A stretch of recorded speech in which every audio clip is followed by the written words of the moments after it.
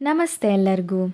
ಇವತ್ತಿನ ಒಂದು ವಿಡಿಯೋದಲ್ಲಿ ಈ ವರ್ಷದಿಂದ 1ರಿಂದ 5 ದ್ವಿಭಾಷೆ ಇರುವಂತಹ ಶಾಲೆಗಳಲ್ಲಿ ಯಾವ ರೀತಿಯಾಗಿ ಸೇತುಬಂಧ ಚಟುವಟಿಕೆಗಳನ್ನು ನಿರ್ವಹಿಸಬೇಕು ಅಂತ ಒಂದೊಂದಾಗಿ ನೋಡ್ತಾ ಹೋಗೋಣ. ಈ ವಿಡಿಯೋ ನಿಮಗೆ ಸ್ವಲ್ಪನಾದರೂ ಉಪಯೋಗ ಆಗಿದೆ ಅಂತ ಅನಿಸಿದರೆ ಪ್ಲೀಸ್ ನನ್ನ ಚಾನೆಲ್ನ ಸಬ್ಸ್ಕ್ರೈಬ್ ಮಾಡ್ಕೋತೀರಾ? ದ್ವಿಭಾಷಾ ಶಾಲೆಗಳ 1ನೇ ತರಗತಿಗೆ ವಿದ್ಯಾಪ್ರವೇಶ ಆಗಿರುವ ಕಾರಣ ವಿದ್ಯಾಚೇತನ ಸಾಹಿತ್ಯದಲ್ಲಿರುವಂತೆ ಕ್ರಮವಹಿಸುವುದು. ಅಂದರೆ ಪ್ರತಿಯೊಂದು ಸ್ಕೂಲಲ್ಲೂ ಕೂಡ ಅದು ದ್ವಿಭಾಷಾ ಆಗಿರಲಿ, ನಲಿಕಲಿ ಆಗಿರಲಿ, ಇದು ಎಲ್ಲ ಶಾಲೆಗಳಲ್ಲೂ ಸಹಿತ 1ನೇ ತರಗತಿಗೆ ವಿದ್ಯಾಪ್ರವೇಶ, ಅದನ್ನು ಈಗ ವಿದ್ಯಾಚೇತನ ಅಂತ ಕರೀತಿದ್ದಾರೆ, ಆ ಒಂದು ಸಾಹಿತ್ಯದಲ್ಲಿರುವಂತೆ ಅಲ್ಲಿರುವ ಚಟುವಟಿಕೆಗಳನ್ನು ನಿರ್ವಹಿಸುವಂಥದ್ದು. ಹಾಗಿದ್ದರೆ 1ರಿಂದ 5 ದ್ವಿಭಾಷೆ ಇರುವಂಥ ಶಾಲೆಗಳು ಇನ್ಯಾವ ರೀತಿಯಾಗಿ ಸೇತುಬಂಧ ಚಟುವಟಿಕೆಗಳನ್ನು ನಿರ್ವಹಿಸೋದು? ಈಗ 1ನೇ ತರಗತಿಗೆ ಏನಾಗಿದೆ, ವಿದ್ಯಾಪ್ರವೇಶ ಆಯಿತು. 2ರಿಂದ 5ನೇ ತರಗತಿಗಳಿಗೆ ಪ್ರಾರಂಭದ ಮೊದಲ 30 ದಿನಗಳ ಟ್ರಾನ್ಸಿಷನ್ ಪೀರಿಯಡ್ ಮಾಡ್ಯೂಲ್ಗಳ ಸೇತುಬಂಧ ಚಟುವಟಿಕೆಗಳನ್ನು ನಿರ್ವಹಿಸುವುದು. ಮತ್ತು 3ನೇ ತರಗತಿಗಳಿಗೆ ನೈದಾನಿಕ ಅವಲೋಕನ ಪರೀಕ್ಷೆ ಇರುವುದಿಲ್ಲ. ಪೂರ್ವ ಪರೀಕ್ಷೆಗೆ ಬದಲಾಗಿ ಟ್ರಾನ್ಸಿಷನ್ ಪೀರಿಯಡ್ ಮಾಡ್ಯೂಲ್ನಲ್ಲಿ ಸೂಚಿಸಿರುವಂತೆ ಪರಿವರ್ತನಾ ಅವಧಿಯ ಚಟುವಟಿಕೆಗಳನ್ನು ನಿರ್ವಹಿಸುವುದು. ಇವಾಗ 1ನೇ ತರಗತಿಗೆ ವಿದ್ಯಾಪ್ರವೇಶ ಆಯಿತು. 2 ಮತ್ತು 3ನೇ ತರಗತಿ ಯಾವ ಒಂದು ಶಾಲೆಗಳಲ್ಲಿ ದ್ವಿಭಾಷೆ ಇದೆಯೋ ಆ ಒಂದು ಶಾಲೆಗಳಲ್ಲಿ ಹೇಳ್ತಾ ಇರೋದು ಇದು. ಅಲ್ಲಿ 2 ಮತ್ತು 3ನೇ ತರಗತಿಗಳಿಗೆ ಪೂರ್ವ ಪರೀಕ್ಷೆ, ಸಾಫಲ್ಯ ಪರೀಕ್ಷೆ ಅಂತ ಇರೋದಿಲ್ಲ. ಇಲ್ಲಿ ಏನು ಮಾಡಬೇಕು, ಟ್ರಾನ್ಸಿಷನ್ ಪೀರಿಯಡ್ ಮಾಡ್ಯೂಲ್ನಲ್ಲಿ ಒಂದಿಷ್ಟು ಚಟುವಟಿಕೆ ಹಾಳೆಗಳನ್ನು ಕೊಟ್ಟಿದ್ದಾರೆ. ಪ್ರತಿಯೊಂದು ಕಲಿಕಾ ಫಲಗಳಿಗೂ ಕೂಡ ಚಟುವಟಿಕೆ ಹಾಳೆಗಳನ್ನು ಕೊಟ್ಟಿದ್ದಾರೆ. ಆ ಒಂದು ಚಟುವಟಿಕೆ ಹಾಳೆಗಳನ್ನು ನಿರ್ವಹಿಸಿದರೆ ಆಯಿತು. 4 ಮತ್ತು 5ನೇ ತರಗತಿಗೆ ಪೂರ್ವ ಪರೀಕ್ಷೆ ಮತ್ತು ಸಾಫಲ್ಯ ಪರೀಕ್ಷೆಯನ್ನು ನಡೆಸಬೇಕು.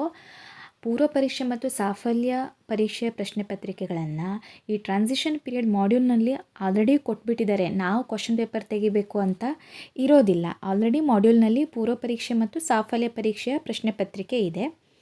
ನಾವು ಅದರ ಮಕ್ಕಳ ಹತ್ರ ಅದನ್ನು ಬರೆಸಿ ಮೌಲ್ಯಮಾಪನ ಮಾಡಿದರೆ ಆಯಿತು. ಇಲ್ಲೂ ಕೂಡ FLNಗೆ ಸಂಬಂಧಿಸಿದ 4 ಪ್ರಶ್ನೆಗಳು ಹಾಗೂ ಹಿಂದಿನ ತರಗತಿಗೆ ಸಂಬಂಧಿಸಿದಂಥ 6 ಪ್ರಶ್ನೆಗಳು ಇದೆ. ಪೂರ್ವ ಪರೀಕ್ಷೆ ಮತ್ತು ಸಾಫಲ್ಯ ಪರೀಕ್ಷೆ ಉತ್ತರ ಪತ್ರಿಕೆಯನ್ನು ನಾವು ಪ್ರಶ್ನಾವಾರು ಮೌಲ್ಯಮಾಪನ ಮಾಡಬೇಕಾಗುತ್ತೆ. ಇಲ್ಲಿ ಸಂಪೂರ್ಣ ಇಂಗ್ಲೀಷ್ನಲ್ಲಿ ಮಗು ಉತ್ತರ ಕೊಟ್ಟಿದೆ ಅಂದರೆ A ಅಂತ, ಭಾಗಶಃ ಇಂಗ್ಲೀಷ್ ಅಥವಾ ಕನ್ನಡದಲ್ಲಿ ಉತ್ತರಿಸಿದರೆ B ಅಂತ ನಿರ್ಣಯಿಸಬೇಕು ಅಂತ ಕೊಟ್ಟಿದ್ದಾರೆ. ಇದು ಸ್ವಲ್ಪ 4-5ನೇ ಕ್ಲಾಸ್ ಮಕ್ಕಳಿಗೆ ಕೆಲವೊಂದು ಸ್ಕೂಲಲ್ಲಿ ಕಷ್ಟ ಆಗ್ಬೋದು ಅಂತ ಅನ್ಕೋತೀನಿ. ಯಾಕೆ ಅಂದರೆ ಅವರು 3 ಮತ್ತು 4ನೇ ಕ್ಲಾಸು ಇಂಗ್ಲೀಷ್ನಲ್ಲಿ ಓದಿಲ್ಲದಿದ್ದರೆ ಅವರಿಗೆ ಇಲ್ಲಿ ಸಂಪೂರ್ಣ ಇಂಗ್ಲೀಷ್ನಲ್ಲಿ ಉತ್ತರ ಬರೆಯೋದು ಕಷ್ಟ ಆಗ್ಬೋದು ಅಂತ ಅನ್ಕೋತೀನಿ. ಇದರ ಕುರಿತು ಒಂದು ಸುತ್ತೋಲೆ ಬರೋದಿದೆ. ಈ ಒಂದು ಟ್ರಾನ್ಸಿಷನ್ ಪೀರಿಯಡನ್ನು, ಈ ಒಂದು ಚಟುವಟಿಕೆಗಳನ್ನು ಯಾವ ರೀತಿ ನಿರ್ವಹಿಸಬೇಕು ಅನ್ನೋ ಒಂದು ಸುತ್ತೋಲೆ ಬರೋದಿದೆ. ಆಗ ನಮಗೆ ಕ್ಲಿಯರಾಗಿ ಗೊತ್ತಾಗುತ್ತೆ. 4 ಮತ್ತು 5ನೇ ತರಗತಿಗೆ ಪೂರ್ವ ಪರೀಕ್ಷೆ ಮತ್ತು ಸಾಫಲ್ಯ ಪರೀಕ್ಷೆಯ ಪ್ರಶ್ನೆ ಪತ್ರಿಕೆ ಯಾವ ರೀತಿಯಾಗಿದೆ ಅಂತ ಮುಂದೆ ನೋಡೋಣ. ಮೊದಲನೇದಾಗಿ ಈಗ 2ನೇ ತರಗತಿ ಕನ್ನಡ ವಿಷಯದಲ್ಲಿ ಟ್ರಾನ್ಸಿಷನ್ ಮಾಡ್ಯೂಲ್ ಯಾವ ರೀತಿಯಾಗಿದೆ ಅಂತ ನೋಡೋಣ.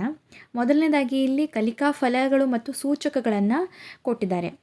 ಕಲಿಕಾ ಫಲಗಳು ಇಲ್ಲಿ ಯಾವ ರೀತಿಯಾಗಿದೆ ಅಂತ ನೋಡ್ಬೋದು. ಆಲಿಸಿದ ಹಾಡು ಅಥವಾ ಪದ್ಯಗಳಲ್ಲಿ ತಮಗೆ ಇಷ್ಟವಾದ ಅಂಶವನ್ನು ಸರಳ ಪದಗಳಲ್ಲಿ ಹೇಳುತ್ತಾರೆ. ಅದಕ್ಕೆ ಯಾವ ರೀತಿಯಾಗಿ ಚಟುವಟಿಕೆಗಳನ್ನು ಹಮ್ಮಿಕೋಬೋದು ಅಂತಲೂ ಕೊಟ್ಟಿದ್ದಾರೆ.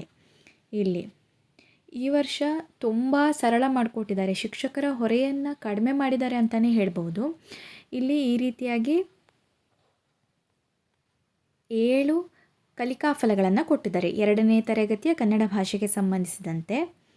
ಅದೇ ರೀತಿಯಾಗಿ ನೋಡಿ, ಪರಿವರ್ತನಾ ಅವಧಿ ಕ್ಯಾಲೆಂಡರ್ ಅಂತ ಕೊಟ್ಟರು.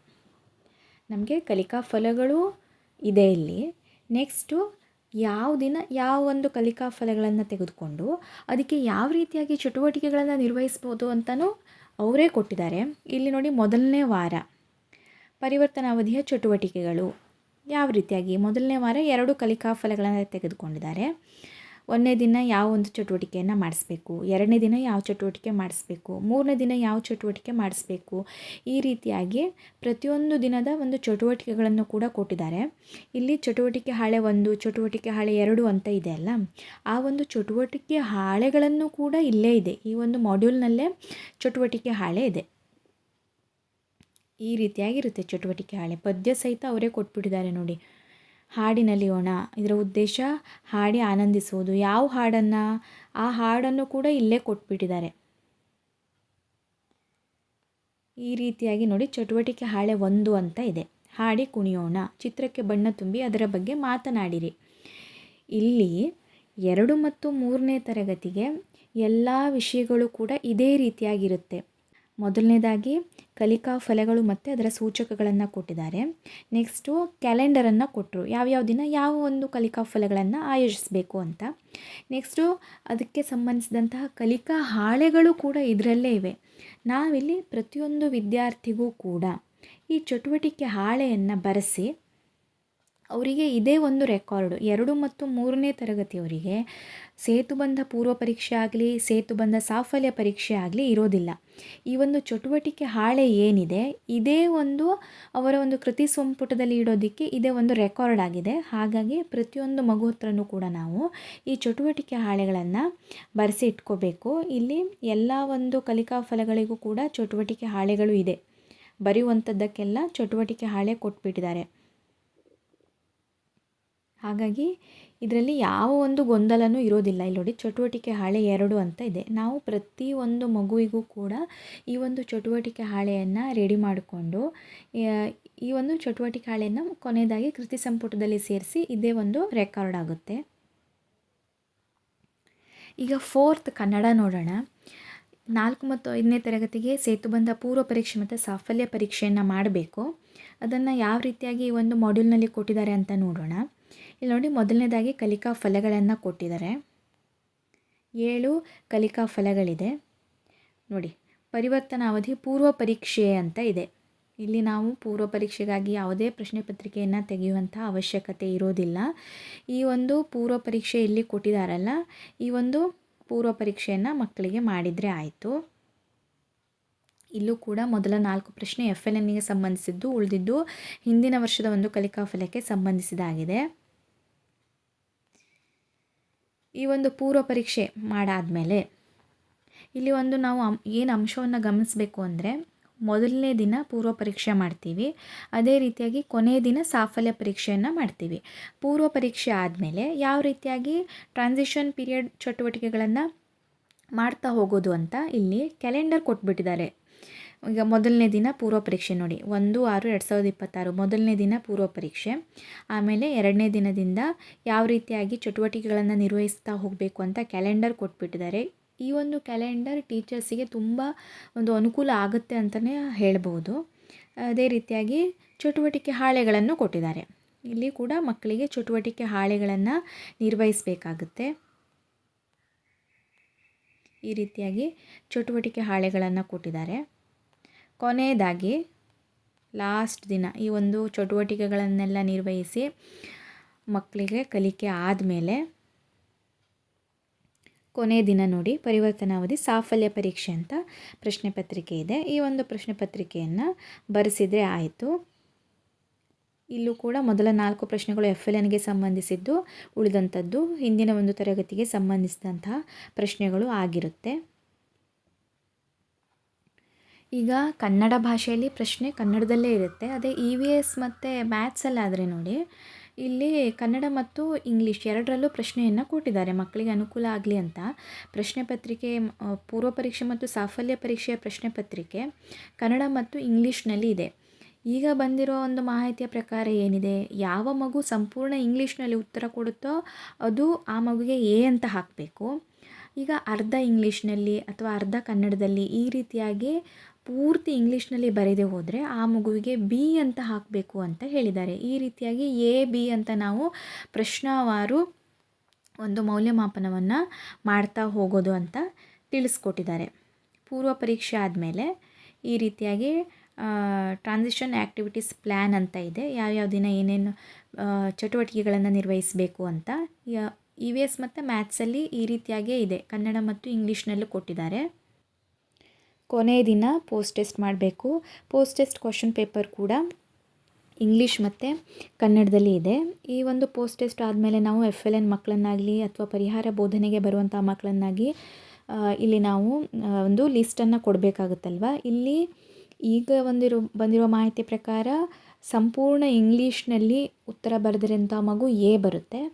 ಅರ್ಧ ಇಂಗ್ಲೀಷ್ನಲ್ಲಿ ಅಂದರೆ ಸಂಪೂರ್ಣ ಇಂಗ್ಲೀಷ್ನಲ್ಲಿ ಬರೆಯೋಕ್ಕೆ ಆಗದೇ ಇರುವಂತಹ ಒಂದು ಉತ್ತರಕ್ಕೆ ನಾವು ಬಿ ಅಂತ ಕೊಡಬೇಕಾಗುತ್ತೆ. ಈ ರೀತಿಯಾಗಿ ಮೌಲ್ಯಮಾಪನವನ್ನು ಮಾಡಬೇಕಾಗುತ್ತೆ. ಒಟ್ಟಾರೆಯಾಗಿ ದ್ವಿಭಾಷಾ ಇರುವಂತಹ ಶಾಲೆಗಳಲ್ಲಿ ಮೊದಲನೇ ತರಗತಿಗೆ ಅಂದರೆ ಫಸ್ಟ್ ಸ್ಟ್ಯಾಂಡರ್ಡ್ಗೆ ಎಲ್ಲರಿಗೂ ಇರುವಂತಹ ವಿದ್ಯಾಪ್ರವೇಶ. 2 ಮತ್ತು 3ಕ್ಕೆ ಯಾವುದೇ ಪೂರ್ವ ಪರೀಕ್ಷೆ ಮತ್ತು ಸಾಫಲ್ಯ ಪರೀಕ್ಷೆ ಇರೋದಿಲ್ಲ.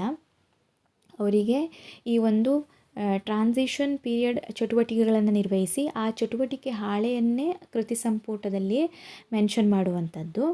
4 ಮತ್ತು 5ನೇ ತರಗತಿಗೆ ಪ್ರೀ ಟೆಸ್ಟ್ ಮತ್ತು ಪೋಸ್ಟ್ ಟೆಸ್ಟನ್ನು ಮಾಡಬೇಕಾಗುತ್ತೆ. ಅದನ್ನು ಪ್ರಶ್ನೆ ಪತ್ರಿಕೆಯನ್ನು ಈ ಒಂದು ಮಾಡ್ಯೂಲ್ನಲ್ಲೇ ಕೊಟ್ಬಿಟ್ಟಿದ್ದಾರೆ. ಅದನ್ನು ಟೀಚರ್ಸ್ ತೆಗೆಯುವಂಥ ಅವಶ್ಯಕತೆ ಇಲ್ಲ. ಪ್ರೀ ಟೆಸ್ಟ್ ಮೊದಲನೇ ದಿನ ಪ್ರೀ ಟೆಸ್ಟ್ ಮಾಡುವಂಥದ್ದು. ಪ್ರೀ ಟೆಸ್ಟ್ ಆದಮೇಲೆ ಈ ಒಂದು ಮಾಡ್ಯೂಲ್ನಲ್ಲಿರುವಂತಹ ಚಟುವಟಿಕೆಗಳನ್ನು ಚಟುವಟಿಕೆ ಹಾಳೆಯೊಂದಿಗೆ ನಿರ್ವಹಿಸಿ, ಕ್ಯಾಲೆಂಡರ್ ಕೊಟ್ಟಿದ್ದಾರೆ ಯಾವ್ಯಾವ ದಿನ ಯಾವ್ಯಾವ ಚಟುವಟಿಕೆ ಅಂತ, ಅದೇ ರೀತಿಯಾಗಿ ಚಟುವಟಿಕೆಗಳನ್ನು ನಿರ್ವಹಿಸಿ ಕೊನೆಯ ದಿನ ಪೋಸ್ಟ್ ಟೆಸ್ಟ್ ಅಂದರೆ ಸಾಫಲ್ಯ ಪರೀಕ್ಷೆಯನ್ನು ಮಾಡಬೇಕು. ಸಾಫಲ್ಯ ಪರೀಕ್ಷೆಯಲ್ಲಿ ಪೂರ್ತಿ ಇಂಗ್ಲೀಷ್ನಲ್ಲಿ ಉತ್ತರಿಸಿದಂಥ ಮಗು ಎ, ಅರ್ಧ ಇಂಗ್ಲೀಷ್ನಲ್ಲಿ ಅರ್ಧ ಕನ್ನಡದಲ್ಲಿ ಈ ರೀತಿಯಾಗಿ ಉತ್ತರಿಸಿದಂಥ ಮಗುಗೆ ಬಿ ಅಂತ ಗ್ರೇಡ್ಗಳನ್ನು ಕೊಟ್ಕೊಂಡು ಕೊನೆಯದಾಗಿ FLNಗೆ ಬರುವಂತಹ ಮಗು, ಅದೇ ರೀತಿಯಾಗಿ ಪರಿಹಾರ ಬೋಧನೆಗೆ ಬರುವಂತಹ ಮಗು ಅಂತ ಸ್ಯಾಟ್ಸ್ನಲ್ಲಿ ದಾಖಲು ಮಾಡುವಂಥದ್ದು ಈ ರೀತಿಯಾಗಿದೆ. ಇಲ್ಲಿ ನಿಮಗೆ ಯಾವುದಾದ್ರೂ ಒಂದು ವಿಷಯದ ಟ್ರಾನ್ಸಿಷನ್ ಮಾಡ್ಯೂಲ್ ಬೇಕು ಅಂತ ಹೇಳಿದರೆ ದಯಮಾಡಿ ಕಾಮೆಂಟ್ ಮಾಡಿ ನಿಮಗೆ ಕಳಿಸುವಂಥ ಪ್ರಯತ್ನ ಮಾಡ್ತೇನೆ.